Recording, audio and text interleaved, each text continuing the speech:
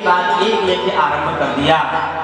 उधर देव माता अदिति बेचारी दुखी हैं कि मेरे बच्चे दर दर भटकते रहे हैं।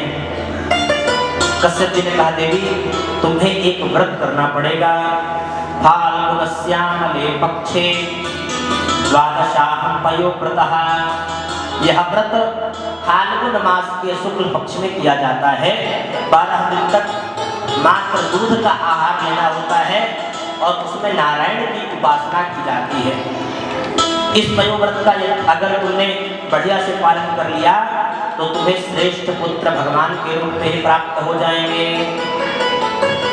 कालांतर में भाद्रपद शुक्ल द्वादशी के दिन अभिजित मुहूर्त में मध्याह्न 12 बजे अदिति के गर्भ से भगवान वामन का प्रादुर्भाव हुआ है। बोले वामन भगवान की जय। तम वटुं वामनं दृष्टा मोदमाना महर्षयः कर्माणि कारयामासो पुरस्कृत्य प्रजापतिं। भगवान के मात्र वामन अंगुल के वटु वामन के रूप में भगवान आए हैं। देवताओं का आनंद रहा, ब्राह्मण प्रसन्न हो गए। ऋषि कुल में प्रभु का प्राकट्य हुआ है। सभी ने मिलकर के यज्ञों को भी संपन्न कराया है।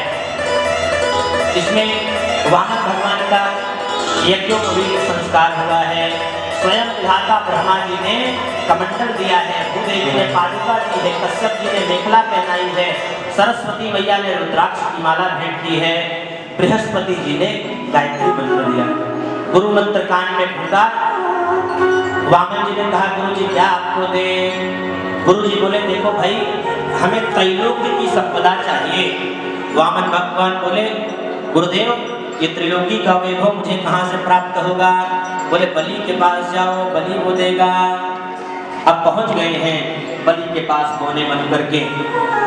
बलि ने स्वागत किया है। बोलिए वामन भगवान की जय। हरि ने वामन रूप बनायो, हरि ने वामन रूप बनायो, हरि ने वामन रूप बनायो, हरि ने वामन रूप बनायो। अब वो पहुंच गए हैं बलि के द्वार पर, मांग रहे हैं। बलि ने कहा क्या क्या चाहिए। बोले हमें भैया 3 गज जमीन चाहिए। बोले अच्छा ठीक है। दर्शन दीने मातु अदिति को कश्यप मन अति भायो। दर्शन दीने मातु अदिति को कश्यप मन अति भायो। दर्शन दीने मातु अदिति को, दर्शन दीने मातु अदिति को कश्यप मन अति भायो। हरि ने वामन रूप बनायो, हरि ने वामन रूप बनायो।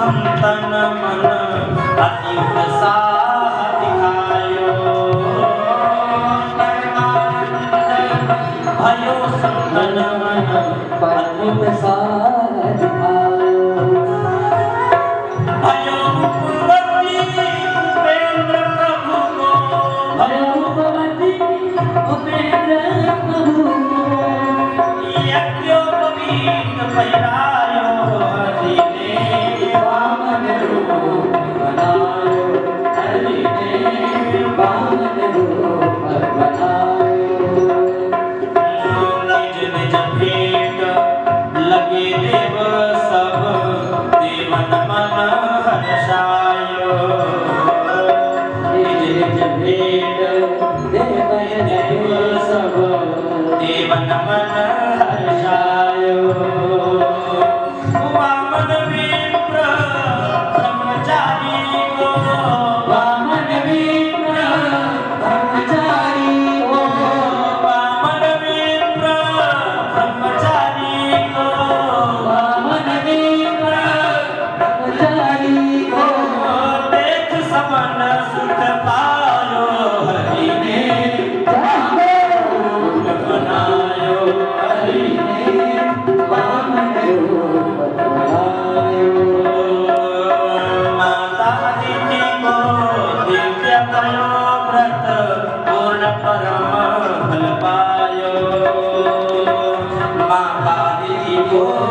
दिव्य पयो व्रत पूर्ण फल पायो श्यामदास वामन छवि ऊपर श्यामदास वामन छवि ऊपर श्यामदास वामन छवि ऊपर श्यामदास वामन छवि ऊपर मन मधुकर मन रायो हरि देव वामन रूप बनायो हरि देव वामन रूप सो तनु बरनि न जाय उभय घरी महदीनी सात प्रदक्षिणी धाय। भगवान ने कहा अब बोलो बलि, अब तीसरा पद हम कहाँ रखे? संकल्प तुमने तीन पग का दिया है और अभी तक केवल और केवल 2 पग हुए हैं। बताओ क्या करोगे? नहीं तो तुरंत वरुण पास को बोलूं और तुमको बांध ले जाएंगे। बलि को जब बांध दिया तो बलि के समर्थक जो दैत्य थे वो भगवान की तरफ मारने के लिए दौड़े।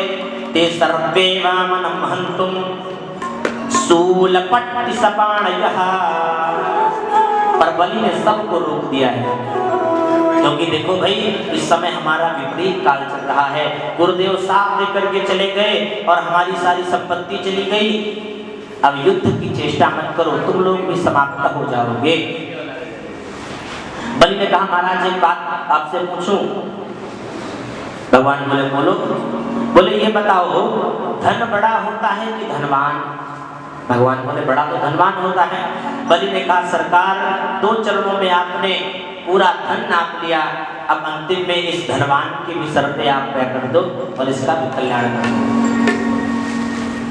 भगवान ने बलि के सर पे, बलि के मस्तक पे अपने चरण को रखा है और भगवान ने उसका कल्याण किया। पदम तृतीयम पुरुष शीर्ष में निजम।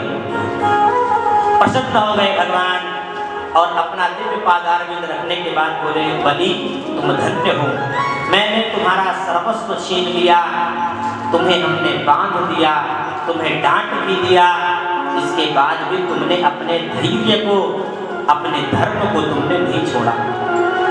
बलि ने कहा सरकार, मुझे पद छिन जाने का बिल्कुल भी शोक नहीं है, कोई कष्ट मुझे नहीं है। मुझे आपने जो बांध दिया इसका भी कष्ट नहीं है, इसका भी कोई भय नहीं है।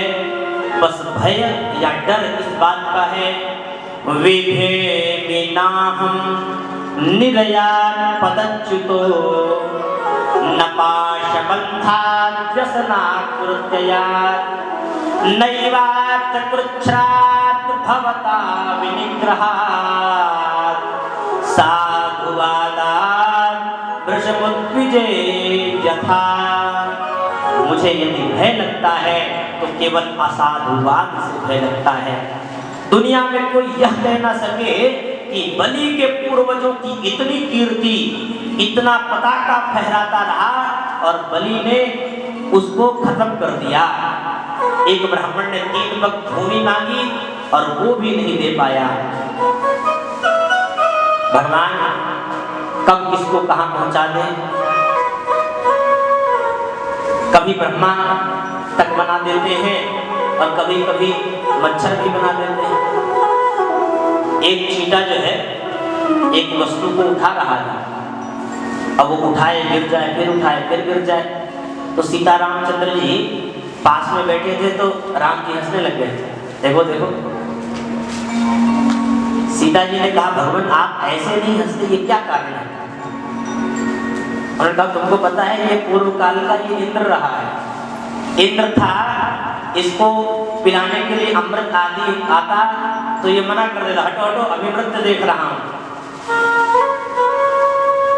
उस समय ये दुत्कार के भगा देता था। आज ये स्थिति है, एक ढेले को ये उठाने का प्रयास कर रहा है, वो ढेला भी नहीं उठ रहा है।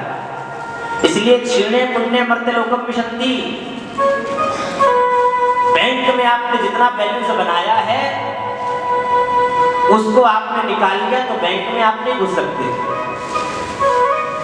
तो उसी प्रकार पुण्य जितना आपने बनाया उसका आपने उपयोग कर लिया। अब जब पुण्य आपके क्षण हो गए तो फिर आप पाप स्थल में आप आ गए। तो इस प्रकार बड़ा ही सुंदर वर्णन वामनावतार का बताया है। भगवान का मत्स्यावतार भी हुआ और इसके बाद क्योंकि समय सीमित है, अब हम लोग नवम स्कंध में भगवान श्री रामचंद्र जी के अवतार को, क्योंकि सूक्ष्म में ही ये भी वामन जी के बाद राम जी का सूक्ष्म ही वर्णन है, क्योंकि भगवान कृष्ण का बहुत बृहद वर्णन है। तो हम लोग नवम स्कंध में सूर्य वंश का वर्णन श्रवण करेंगे, जिसमें हमारे रामचंद्र जी आए, और फिर 12 अध्यायों में चंद्रवंश का वर्णन है, जिसमें हमारे श्याम जी आए। शूर्पणख्याः प्रिय विहर्षारोपितो भ्रूविजृंभ त्रस्ताभर्पद्मसेतुः खलदवदहनः कौसलेन्द्रो गतान्नः। भगवान श्री रामचंद्र जी का अवतार हुआ। प्रतीकात्मक शैली में केवल भगवान को प्रणाम करते हैं। भगवान रामचरितमानस की कथा आप सभी जानते हैं। भगवान का जन्म भी कराना है, एक ही श्लोक में उन्होंने कह दिया। भगवान का जन्म होता है, बाद में भगवान को वनवास मिलता है 14 वर्ष का। क्यों मिलता है? क्योंकि रावण के मरने में 14 वर्ष ही शेष रह गया है। भगवान के अवतार का प्रयोजन होता है। भगवान ने पूर्व में नारद जी आदि को भी वो किया। बहुत सारे प्रसंग हैं। जालंधर की पत्नी ने भी साथ दिया भगवान को। भगवान को शापों का भी, उस कारण से भी भगवान का आविर्भाव होना है, दुष्टों का कल्याण भी करना है। तो भगवान आते हैं, 14 वर्ष का वनवास होता है। वनवास के काल में बहुत से राक्षसों को मारते हैं। 14 वर्ष जिस दिन पूर्ण होता है, उसी दिन रावण काम करते हैं भगवान, और फिर आ जाते हैं अपने राज दरबार में। तो इस प्रकार सूक्ष्म में ही कथा भगवान श्री रामचंद्र जी की है। भगवान नाम संकीर्तन राम जी का स्मरण कर लेते हैं और इसके बाद आगे कथा सुनेंगे। सीताराम सीताराम सीताराम जय सीताराम सीताराम सीताराम सीताराम जय सीताराम सीताराम सीताराम सीताराम जय सीताराम सीताराम सीताराम सीताराम जय सीताराम सीताराम सीताराम सीताराम जय सीताराम सीताराम सीताराम सीताराम सीताराम सीताराम सीताराम जय सीताराम सीताराम सीताराम सीताराम सीताराम सीताराम सीताराम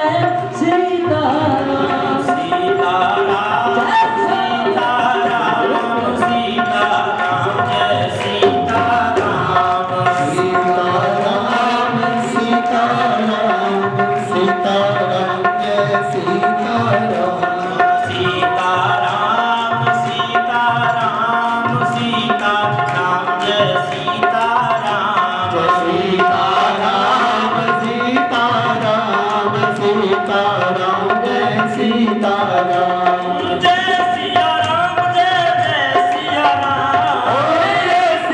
जय सिया राम जय सिया राम जय सिया राम जय सिया राम जय सिया राम जय सिया राम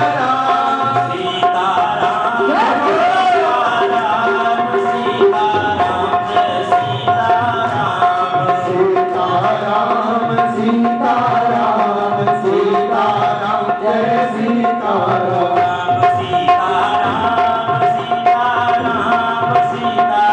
जय सिया राम सीताराम सीताराम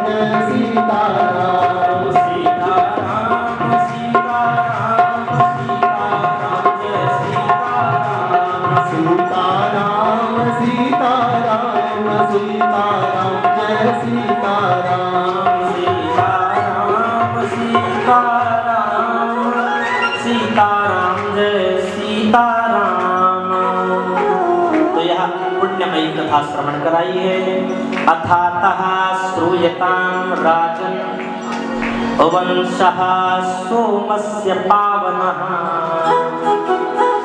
यस्मिन्नैलादयो भूपाः कीर्त्यन्ते पुण्यकीर्तयः। सुखदेव जी कहते हैं राजन, अभी आपने सूर्य वंश को सुना, अब आप चंद्रवंश का वर्णन सुन लो। चंद्रवंश की परम पुण्यमयी कथा को श्रवण कराया है। भगवान नारायण के नाभि कमल से ब्रह्मा, ब्रह्मा के बेटा अत्रि मुनि, अत्रि के बेटा चंद्रमा, जिन चंद्रमा के कारण चंद्रवंश उसका नाम पड़ा। चंद्रमा के बेटा बुध, बुध के बेटा पुरुरवा हुए। इन्हीं पुरुरवा का नाम एम था। राजा एम का विवाह उर्वशी अप्सरा से हुआ तथा इनके आयु, श्रुतायु, सत्यायु, रय, जय, विजय ये 6 बेटे हुए। इन्हीं के प्रतापी वंश में चलकर आगे नहुस जी का जन्म हुआ। नहुस के यति, ययाति, संज्ञाति, आयाति, व्यति, कृति आदि 6 बेटा हुए। उनमें सबसे बड़े बेटा जो यति सन्यासी हो गए, दूसरे बेटे के 2 विवाह हुए। पहला विवाह शुक्राचार्य जी की बेटी देवयानी से और दूसरा विवाह वृषपर्वा की पुत्री शर्मिष्ठा से हुआ। ययाति की यदु, तुर्वसु, तुर्ग्यु, अनुगुरु आदि 5 संतानें हुई। इन 5 संतानों में सबसे छोटे बेटे का नाम गुरु, जो पिता के अनन्य भक्त थे। शुक्राचार्य जी का साप उनको लगा कि तुम बुढ़े हो जाओ।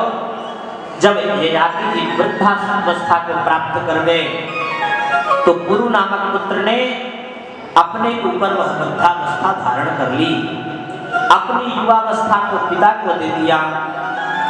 इसलिए ययाति जी ने ही पुरु को चक्रवर्ती सम्राट घोषित कर दिया और बड़े पुत्रों को शापित कर दिया कि तुम्हारे वंश में कोई चक्रवर्ती नहीं होगा। सुखदेव जी कहते हैं, परीक्षित, पुरुवंश में राजा दुष्यंत का जन्म हुआ। इनके बड़े प्रतापी पुत्र भरत हुए, जो बचपन से ही सिंहों में या सिंहों के साथ क्रीड़ा किया करते थे। इस प्रतापी वंश के राजा रंतिदेव हुए, जिन्होंने सूखा पड़ने पर अपने प्रजा को अपना सर्वस्व खजाना लौटा दिया और 49 दिन तक स्वयं भूखे बैठे रहे। ऐसे प्रतापी पुरुवंश में परीक्षित तुम्हारा भी जन्म हुआ है। तुम पुरुवंशी हो और पुरु महाराज में जो सबसे बड़े भाई थे यदु, उनसे चला यदुवंश। यदुवंश में अजमीढ़, देवमीढ़, सूरसेन प्रभृति आदि बड़े बड़े प्रतापी राजा हुए। महाराज सूरसेन के बेटा हुए आनकदुंदुभी, इन्हीं का नाम वसुदेव है। वसुदेव जी की 7 पत्नियां थीं, उनमें सप्तम पत्नी देवकी के गर्भ से 8 संतानें हुई। 8वीं संतान भगवान श्रीमन नारायण ही हुए।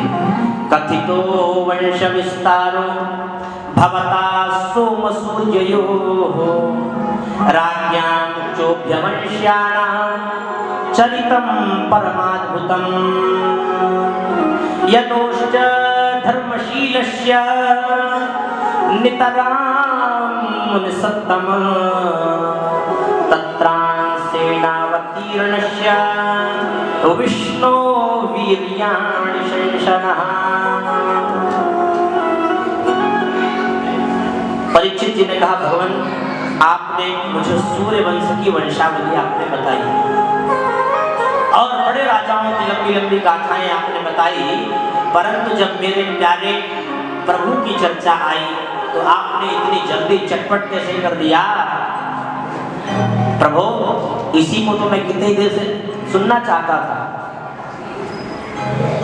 मानो सुखदेव जी कह रहे हैं, तुम इतने दिन से बैठे हो, भूखे होगे। तो परीक्षित जी कह रहे हैं, भगवान मेरे भूख की चिंता बिल्कुल मत करो। अरे ये जो आनंदामृत आप बरसा रहे हैं, यही हमारे पेट की इंद्रियों को शांत कर आंतरिक सभी इंद्रियों को शांत कर रहा है। हमें खाने की आवश्यकता नहीं, मैं निश्चिंत होकर के आप कथा कहिए। भगवान, मैं एक बात आपसे पूछना चाहता हूं, जीवन में बड़ा संबंध है और देखिए जिज्ञासा मेरे अंदर ये है कि मैं जानना चाहता हूं, माँ शब्द में इतना अपनत्व होता है, वात्सल्यत्व होता है, ममतत्व होता है, लेकिन जिसके आगे पीछे मामा दो लगे हों, उस मामा ने भगवान को मारना क्यों चाहा और भगवान ने उसको क्यों मारा? यह सब कथाएं हैं। भगवान आप कहिए, क्योंकि आपके मुख से जो चरितामृत बह रहा है, इस चरितामृत को पान करने के बाद भूख प्यास का पता नहीं चलता। नैषाति दुष्सह क्षुन्नां त्यक्तोदमपि बाधते पिबन्तं त्वन्मुखाम्बोज अच्युतं हरिकथामृतं। भगवान की मंगलमयी कथा से तीन का कल्याण होता है। एक तो कहने वाले का, दूसरा पूछने वाले का, और इन दोनों के संवाद को जो सुन रहे हैं उनका भी कल्याण होता है।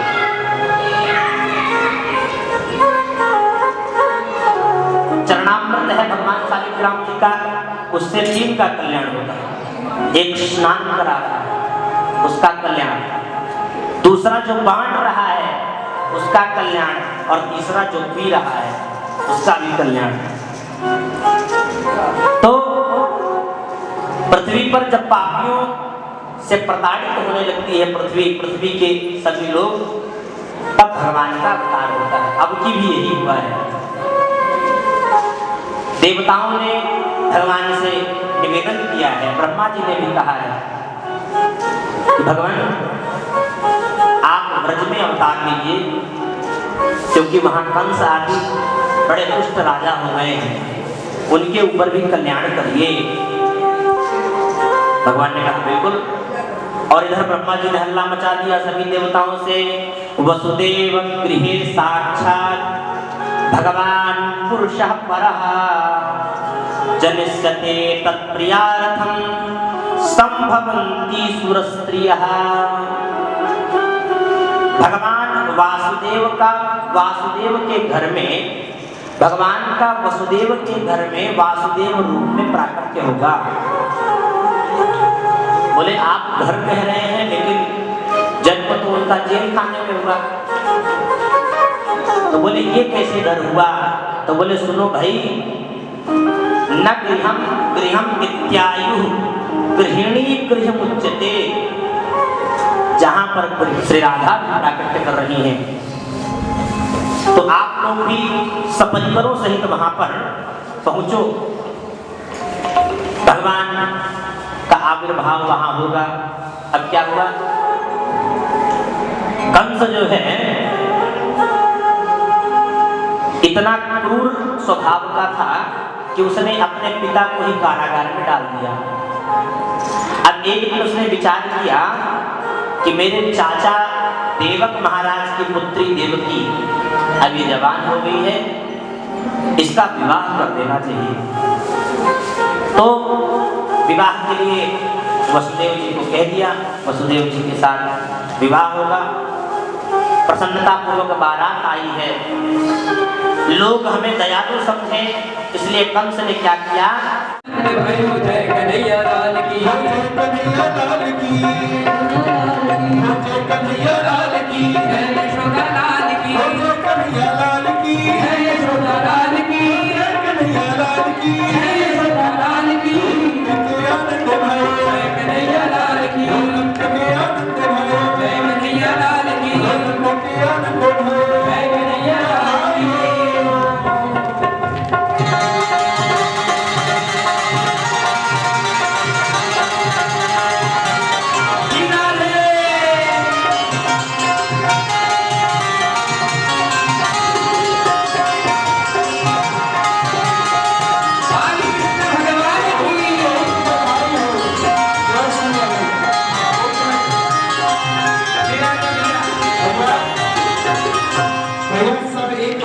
शांति से खड़े हो जाएं। अब बारी बारी ठाकुर जी को झुलाएं ना।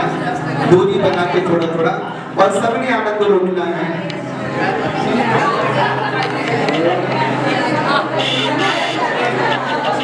वो प्रगटे हैं कृष्ण कन्हैया।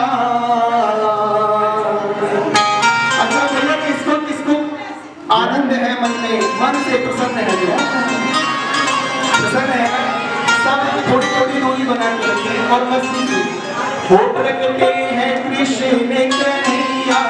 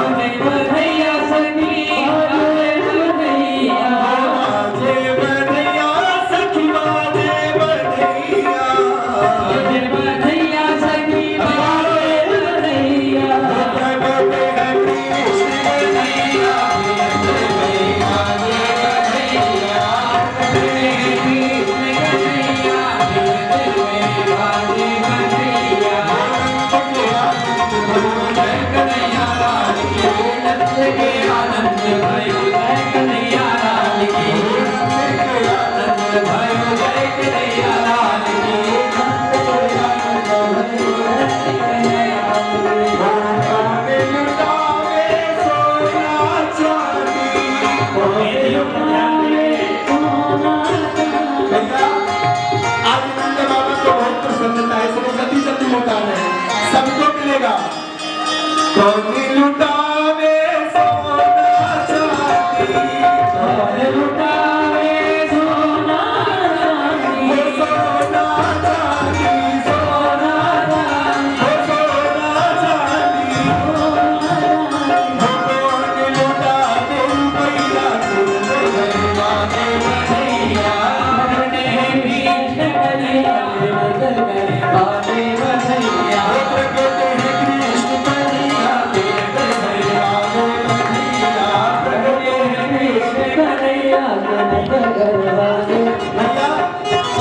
प्रसाद में सबको मिलेगा, पर आनंद लो भी, प्रसाद में सबको मिलेगा, आप लोग के लिए है। मैया लुटावे सोना चांदी। अच्छा भैया, ठाकुर जी के मैया कौन है ना? सोना चांदी, सोना चांदी, बाबा लुटावे रुपया के अंदर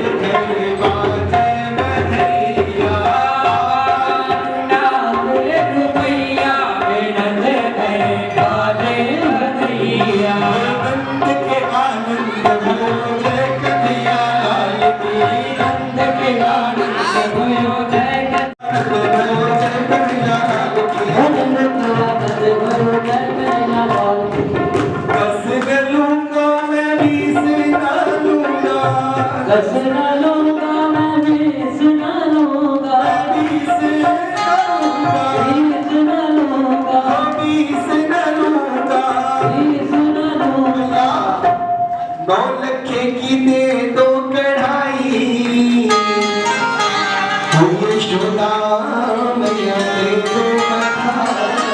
और ऐसा क्यों? भगवान का स्वरूप इतना सुंदर है कि उसके ऊपर लाखों लोग लुटाने फिर भी कर रहे हैं, है ना? तो बोलो ना बस्ती में, हो कुटला वालिया, हो कुटला वालिया, कुटला वालिया।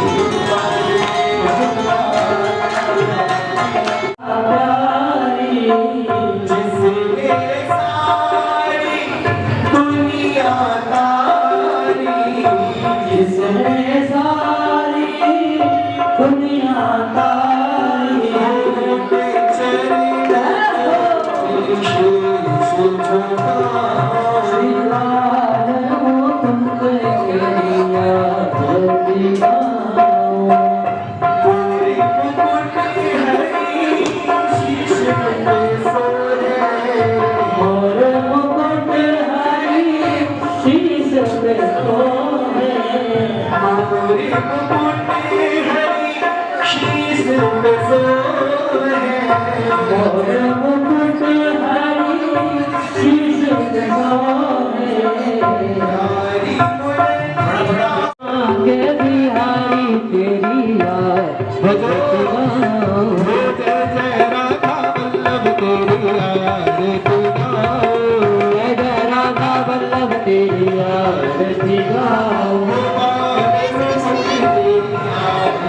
आरती गाओ तेरी आरती गाओ